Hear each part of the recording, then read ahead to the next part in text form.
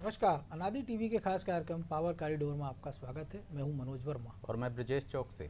Power corridor में आज हम बात करेंगे सरकार, सियासत और ब्यूरोक्रेसी के फैसलों की अंतर्कथा की और पड़ताल करेंगे कि आखिर इन फैसलों के मायने क्या हैं। तो शुरू करते हैं खबरों की खबर लेने का ये सिलसिला।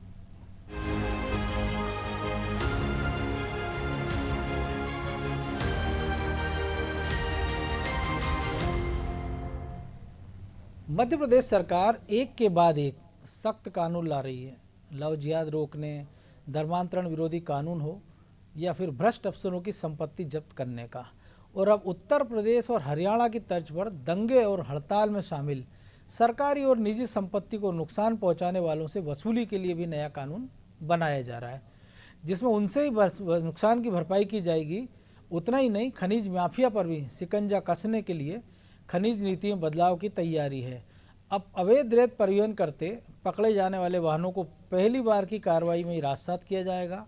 अभी तक कोई वाहन तीसरी बार पकड़ा जाता है तब उसे राजसात किए जाने का प्रावधान था, लेकिन नए ड्राफ्ट में पहली बार में पकड़े जाने पर सीधे राजसात की कार्रवाई का प्रावधान किया जा रहा है।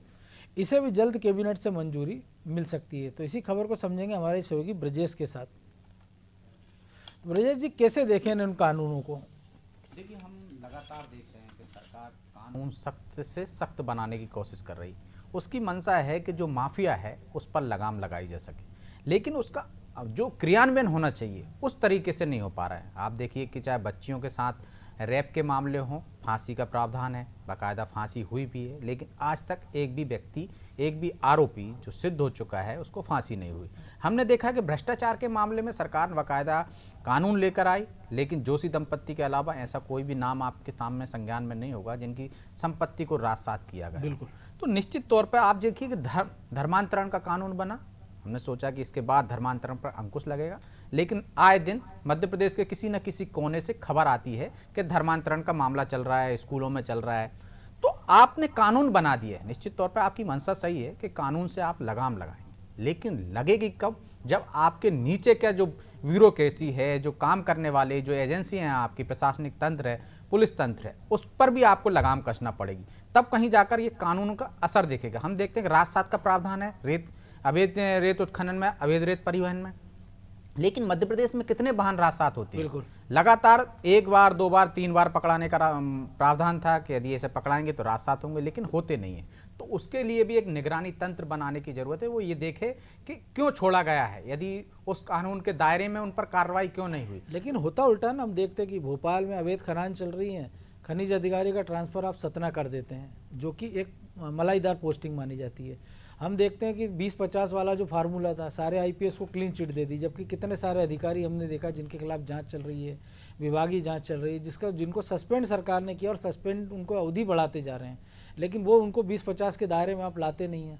बिल्कुल, ये सबसे बड़ा ही तो है कि आपको नीचे वाला जो अमला है, विभाग है, इनको भी टाइट करना पड़ेगा। कानून बना के सरकार का काम है कानून बनाना, और सरकार का ही दायित्व है कि जो एजेंसियां हैं उनकी जिम्मेदारी तय करके उनसे क्रियान्वयन कराना। तो आपने जो उदाहरण दिए हैं कि जब एक डीजीपी मध्य प्रदेश का ये चाहता है कि 45 दिन में जो भी विभागीय जांच है उनका निराकरण हो जाए, उसकी बाकायदा मॉनिटरिंग की जा रही है, लेकिन वो संदेश क्या दे रहा है? वही डिपार्टमेंट, वही गृह विभाग क्या संदेश दे रहा है? जब उसके एक स्पेशल डीजी की आप इतने 1.5 साल में जांच नहीं कर पाए, तो आप क्या संदेश देना चाह रहा हो उसको? आपको या तो आपको क्लीन चिट देना है तो क्लीन चिट दीजिए, जांच का जो भी तथ्य है, जो भी उन पर कार्रवाई कर सकते हो आप कार्रवाई कीजिए। नहीं तो जो आपने कहा है कि 20-50 का फार्मूला है, आपको लगता है कि वो ड्यूटी करने लायक नहीं है, कर्तव्य निर्वहन के लिए ठीक नहीं है, यदि वो उस दायरे में आते हैं तो उनको कंपलसरी रिटायरमेंट दीजिए। तो ये करें, जब तक आप जिम्मेदारी तय नहीं करोगे, जब तक उस कानून का डर उन लोगों में नहीं होगा। यदि आपने कानून बनाने जा रहे हो कि जो हड़ताल करते हैं, प्रदर्शन करते हैं या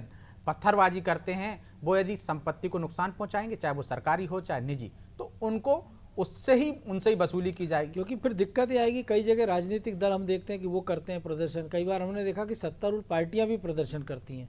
तो अगर ऐसे केस होंगे तो फिर वसूली कैसे होगी? निश्चित तौर पर आपको वहां पे अपनी इच्छा शक्ति दिखाना पड़ेगी, कोई भी हो। यदि सरकारी हम देख रहे हैं सत्ता में जो राजनीतिक दल है, राजनीतिक दल वालों की भी जिम्मेदारी है कि यदि वहाँ भी यदि इस तरह के कोई गदर होता है तो हम देखते हैं कि प्रदर्शन किए जाते हैं, उसमें भी इस तरह से पथराव कर दिया जाता है, सरकारी संपत्ति, सरकारी गाड़ियों का वो किया जाता है, उन पर हमले किए जाते हैं। इस तरह की घटनाओं पर भी आपको वैसे ही काम करना पड़ेगा जिस तरह आप कहते हो कि माफिया पे के घर पे बिल्डोजर चलाएंगे, तो आप उसको किसी भी चश्मे से मत देखिए, चाहे वो राजनीति से जुड़ा हो चाहे अन्य बाहर का आदमी हो, आप उसको वैसे ही कार्रवाई कीजिए और उतनी छूट दीजिए। तो मुझे लगता है कानून का जो खौफ होना चाहिए, जो मुख्यमंत्री शिवराज सिंह चौहान कहते हैं कि अपराधियों में खौफ होना चाहिए, आम लोगों में नहीं, तो कानून का खौफ जब होगा जब उस पर कार्रवाई होंगी उस तरह से, तो ये जिम्मेदारी तय करने के बाद निश्चित तौर पर जो कानून बना रहे हो आप उसका अमल होगा बेहतर तरीके से, तो लोगों में भी ये विश्वास होगा कि कानून है। अभी ये कहा जाने लगता है कि कानून लोगों को देखकर, वीआईपी को देखकर, चश्मा ऐसा कानून का है कि बड़े लोगों को छोड़ देता है, नीचे वालों पे कार्रवाई करता था, तो उसका हसर भी ऐसा ना हो।